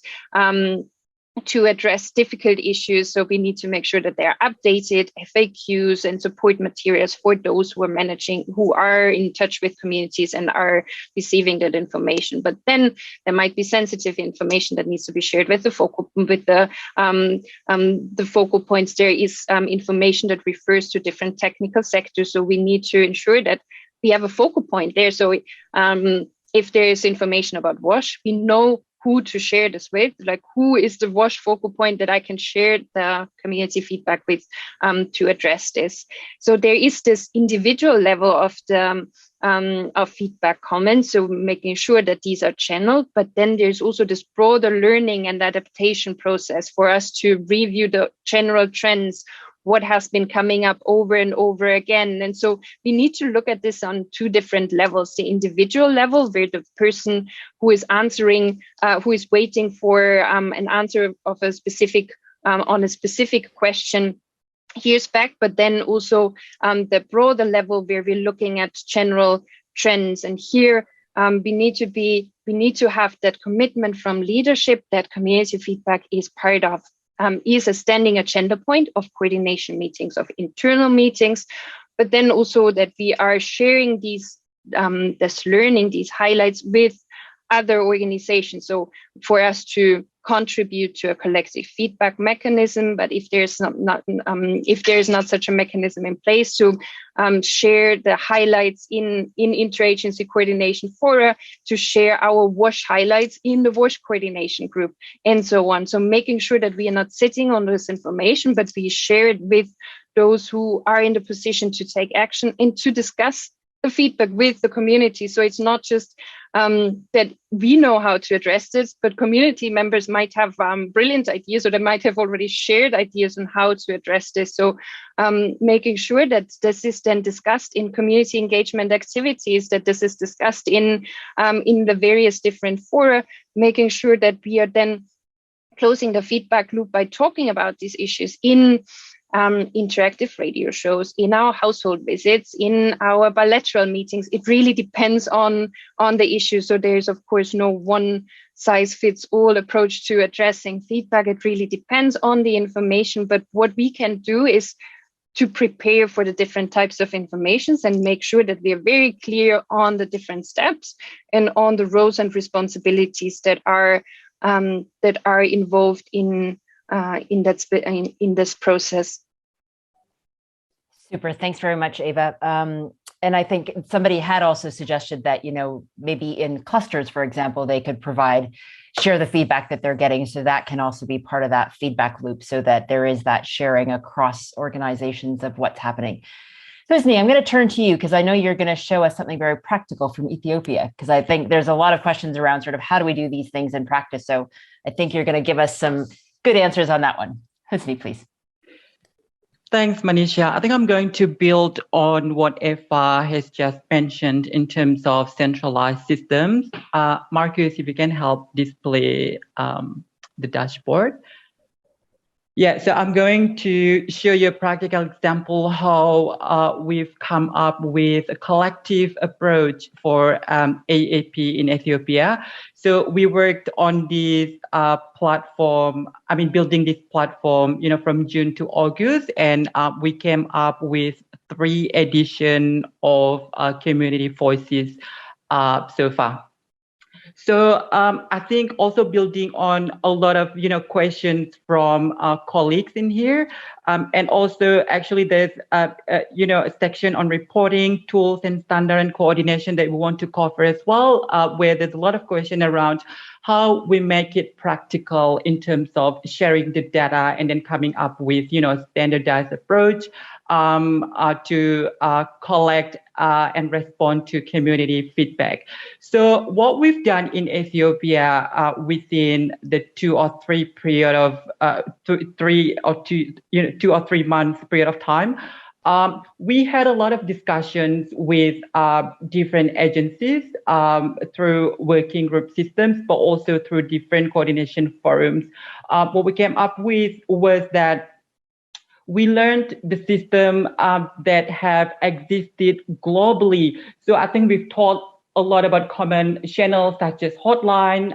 Sandy mentioned the one in Afghanistan, AWAS, confidential hotline system. And then we learned also there's community voices bulletin in different places. We've seen examples from Indonesia, from Cox's Bazar, Somalia, and also other hotline systems globally. But then, we learned about the inclusion aspect. If I mentioned that there's no, no one size fits all in there. So we learned about how do we bring all these aspects together without, only addressing one particular channel in there.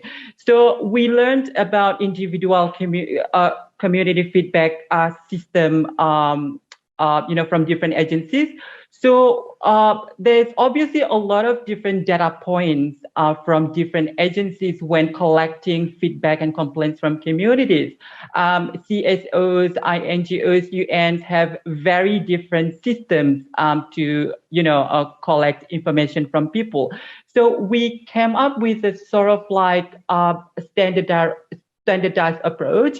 It's not ideal, but in the long run, way we want to actually formalize it with different agencies so that we agreed on these data points where people can use that common data points to collect information from communities and also engage with communities in there.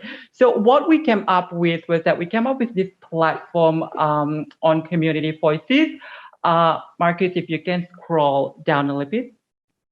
So there's a database system that we created on Excel sheet where you can see a lot of variables in there. You will be able to see age, vulnerability, gender, language, and different aspects in here. So you can see the diversity of feedback channel in here. So there's around 10 communication channels, feedback channels used only in the month of October. And I believe that in the month of September, there were around 16 feedback channels being utilized by different agencies to collect information from communities. So we put these centralized systems in place so that we understand and analyze the trends of issues being discussed by communities in different level in crisis. We came up with top 5 reported needs and priorities by communities, as you can see at the top part of this dashboard. If you go up again, Marcus, yeah, you will be able to see a quick analysis a bit of narrative in there to look at, what sort of issues communities are talking about, and how do we meet these challenges, basically, right? So the issues that we've learned so far is that a lot of individual feedback systems within different agencies don't talk to each other, right? And also sometimes, they feel, oh, we don't do that response. And then, they feel, oh, we told people that, we're not doing that. And then they feel the feedback loop is closed already.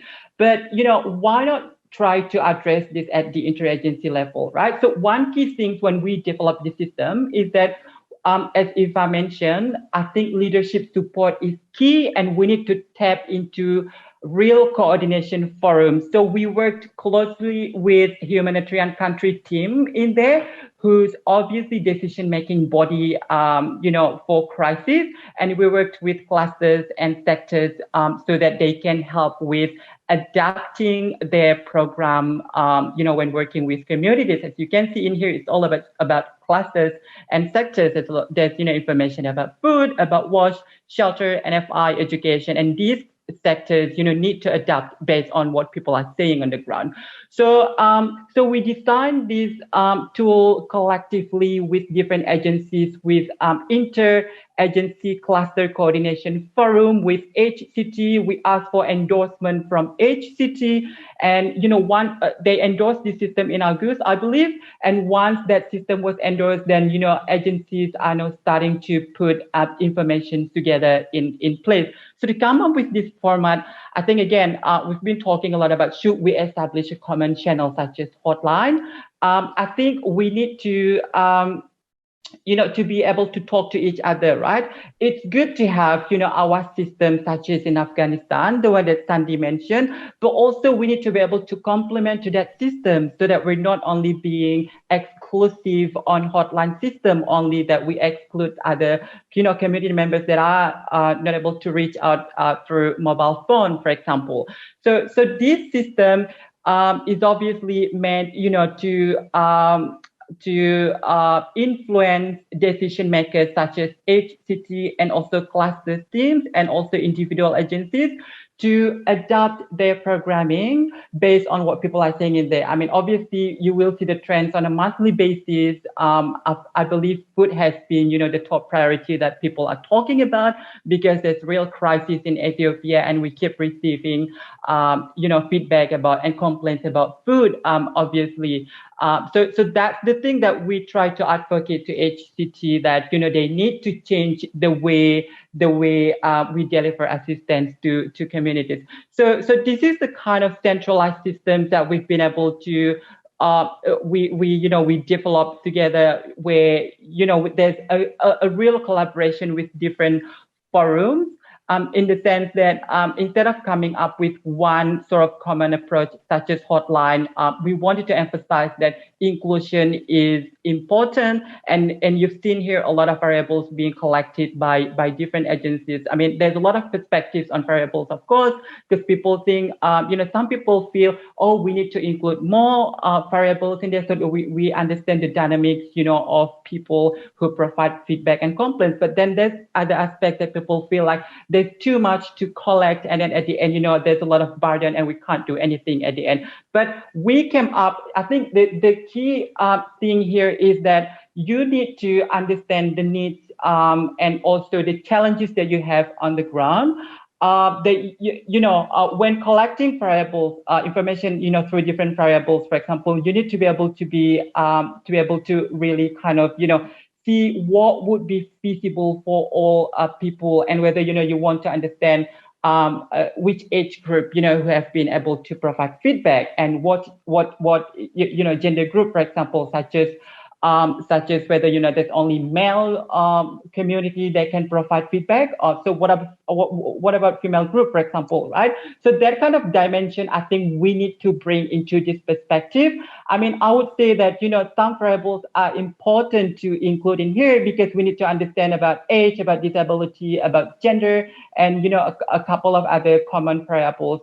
Without, of course, trying to make to create new burden for agencies to collect that information, because if we don't have that variable, to me, we will not be able to understand who provides who in the community are able to reach out to aid agencies, whether they're male group, female group, children, youth, or other categories in the community segments.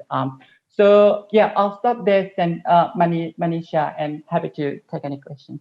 Super, thanks so much, Hisni. And just to clarify, HCT is the humanitarian country team. And somebody had also suggested that CFMs also need to input into the ICCG, which is the Intercluster Coordination Group. We've only got 9 minutes left, and I know there's still lots of questions, but I want to just come quickly to this issue around sensitive complaints and protection from sexual exploitation and abuse, because there's been a number of questions around that in terms of what's the most effective means to ensure that people are able to complain about cases of sexual exploitation and abuse. So I'm just going to cover a couple of questions around sensitive complaints and confidentiality for you, Simone, and then I'm going to give everybody a 30-second, like one last sentence, what you want people to take away. So I'll come to all of you on that. But Simone, maybe you can just kind of talk us through, because some of the questions were, what are some of the standard operating procedures on feedback to ensure confidentiality while making sure that we're getting answers from the relevant unit on the issues raised by an individual? And I know, Sandy, you had covered that a little bit and how DRC manages it. But what are also some good practices and experiences in protecting someone who discloses or reports a suspected misconduct case from retaliation? And how do we make sure that that confidentiality is there? But then how do we also, when we get complaints about another organization, how do we make those referrals happen? Simone, I'm going to turn to you and then come to everybody for their one last sentence. Maybe Simone, you can give me your one last sentence after you answer those questions, please. Okay. So there's a lot to talk about on this point, but we don't have enough time. I just have a few insights to share with you. And like the overall comment would be data protection and firewalls between the compliant and the responder should be put in place. As Sandy was commented before, there must be like a specific line, your workflow on how to deal with this sensitive complaint. Like some comments I could share with you, like general recommendation would be like to give the opportunity to provide anonymous feedback to the population, to make sure that we do not share any of the data, personal data of the complainant to the responder. Within the system, the platform should be hiding all these details to the focal point that is going to follow up on the case, unless it is needed for the focal point to follow up. Rick was commenting in the chat before something about getting a lot of data, and it wouldn't be possible like in a phone call. In general, the most effective data protection measure is the less data, the better. I know that we all want a lot of information to fill our statistics and to also understand better the population, who's calling, who's complaining, who's providing feedback. But in general, let's limit to like few data, like sex and age, and like geographical coordination, geographical area, sorry. And not ask too many questions. If during the call the person is going to share more insight, more details, we can actually report it, but not be proactive and always asking for this kind of information. Also, the storage of personal information should be in a safe place, maybe servers in Europe that respect the GDPR, General Data Protection Rules of the European Union. That is the most advanced norm on data protection. And yeah, we should train operators, make them sign oath of confidentiality, and also develop, as Sandy said before, develop special bodies for the handling of sensitive feedback. In Venezuela, all PSA-related feedback goes to the PSA coordinator. All other violation of code of conduct go to a special body that handles them. This is in general what I wanted to say. And let me come back later for my 30 seconds recommended final thought. Wonderful, Simone. Thank you so much. Ava, I'm going to start with you because you started off answering the first question. What would be, in 30 seconds or less, the one takeaway that you want people to remember around CFMs? Yeah, I think I want people to remember that it's not rocket science. It can be very simple. I want people to remember not to be too intimidated, even if they are fancy, sophisticated mechanisms that cost a lot of money. We can still do the very basics. And what we need to ensure is just to be clear on the various different steps, just thinking through the whole cycle. And are we able to then get back to communities? And it can be as simple as having regular meetings with our staff and volunteers just to discuss the main issues. So this is what I would like to stress. A little bit longer than 30 seconds, but still excellent. Thank you. I'm going to hope everybody else is going to stick to their 30 seconds. Sandy, I'm going to come to you, then Frederick, Husni, and Simone, please. Just echoing what Ava said, manage expectations, set realistic goals, be responsive, think about what you can do to be as responsive as possible in a very timely manner. Perfect. Thank you. Frederick, please. Yeah, in order to ensure inclusion of people with disability, we need to ensure that accessibility is assured for people with disability to participate and to involve them in every processes that we are undertaking, to involve them in compliment and feedback mechanism. That is very important. Super. Thank you, Frederick. Husni, please. Yeah, I wanted to highlight one quick thing on collective accountability that I think we're not still good at it yet. And one key thing that I want to highlight here is, when we work in building whatever system at interagency level or at individual agency systems, we need to we need to be able to highlight the accountability part in there, right? Because we're good in terms of collecting data, but we're not good in terms of response so far. So there's a lot of technical working groups in different responses and countries. There's a lot of administration work in there, but less on real response to communities. So I want to highlight in there, it's time to avoid working in silo. We need to involve decision makers in the design process so that they're aware that the tool is there, that they can use the tool, and it's for them instead of for technical people and among technical people only. So that way we have their buy-in, we have their support, and they will come up with changes that we want in response. So it's not for us technical people only, but for leaders in country. Thank you. Thanks, Husni. A little bit longer than 30 seconds as well, but excellent point. Simone, your 30 seconds, please. I know we're going to run over a couple minutes. I apologize, but I think it's been super important. Simone, please. I just recommend to myself and my colleagues to look at the broader picture and not just think about feedback and complaint, but also as a way of interacting with communities. It's hard. It's a long process, but I think if there's commitment and if we look beyond the silos that Husni was saying, we can actually have some impact through this mechanism. Super. Thank you so much. And thank you to all of you in the audience for your excellent comments, your questions. I know we couldn't answer all of them, but I think it's been an incredibly informative panel.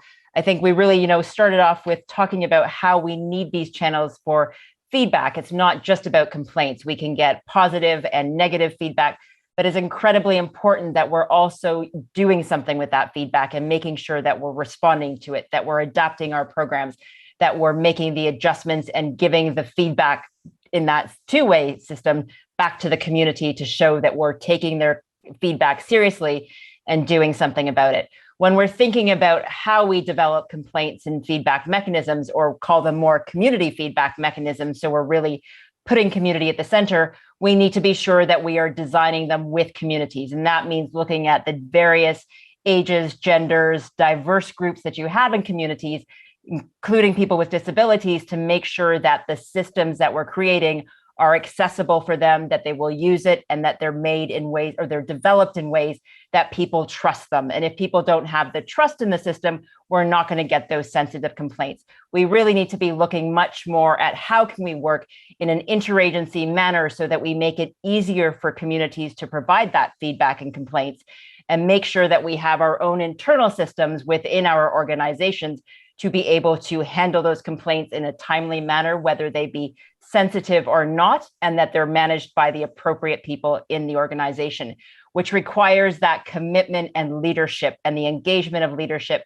to really ensuring that we are putting these systems in place so that we can be accountable to affected populations, and that we are doing much better at identifying what they say and how we respond to that. So I think really working together, avoiding those silos, getting past some of our organizational challenges or egos, and really putting people at the center, I think, is where we need to be focusing on. And of course, it's not easy, but there are some excellent examples out there, as you've heard from our wonderful panel today, plus lots of the great examples that we saw through the chat. I apologize that we've gone over, but I think it's just been a really excellent set of questions from all of you, and a huge thanks to all our panelists. Before I wrap up, I'm just going to pass over to Charles-Antoine from UNICEF, who I think is going to say a few closing remarks, and then I'll tell you about where you can get the recording and whatnot. Charles-Antoine, please. Excellent. Thanks a lot, Manisha. Actually, what you just said was exactly what I was going to say. Cannot agree more with your points. CFM being part of a broader range of things we must do in those situations. And that's why we wanted to have this as part of a larger range of webinars with PHAP, starting with some of the tools, looking at different dimensions of this broader accountability and inclusion agenda. So again, one part of that, but I think given the interest today and the engagement from a large range of practitioners, that this is definitely an important part. I just wanted to pick up on one thing I saw. I mean, I followed with a lot of interest the exchange, but there were also some points in terms of how can we continue sharing those experiences, share across different contexts, etc. I mean, going back to this initial plan to have this very great partnership with PHAP, that was really about doing that. So really about sharing experiences, but also making sure that whatever we do through the at global level through the IAC is meaningful for practitioners. So that was really the initial intention. And we haven't actually discussed with PHAP so far in terms of potential next steps, but I know from Marcus that there may be some interest to explore, possible follow-up through different means. So I can already say from my own perspective, being engaged with the results group, definitely interested to see if we can continue this collaboration, and not necessarily through webinars, but other options. For us, that's been extremely useful to have these opportunities, and we've learned a lot, hoping that those on those webinars have learned as well. Again, that was the intention. I want to thank a lot PHAP, of course, but also all the panelists today, but also those who contributed previously. And a special thanks to you, Manisha, to be a great facilitator, and also to Marcus to support these webinars. So that's been all very excellent. Thank you. Thank you very much, Charles-Antoine. And I echo those thanks to everybody. All our panelists were excellent throughout the four, and it's been a real pleasure. I've learned a lot, at least. So I do hope that our participants did as well. You can get a recording of the event at this website. It'll be there in the next coming days. You can also get recordings of all the previous sessions from this series on strengthening accountability and inclusion on PHAP's website. And finally, just huge thanks to all of you, to all the panelists, to Kelly, our captioner, to everyone at PHAP in the background doing this, as well as UNICEF and the ISC Results Group too for organizing this, and look forward to hearing the next steps in the new year. Have a wonderful end of the year, and hope that 2022 will be even better for all of you. Have a great day. Thank you.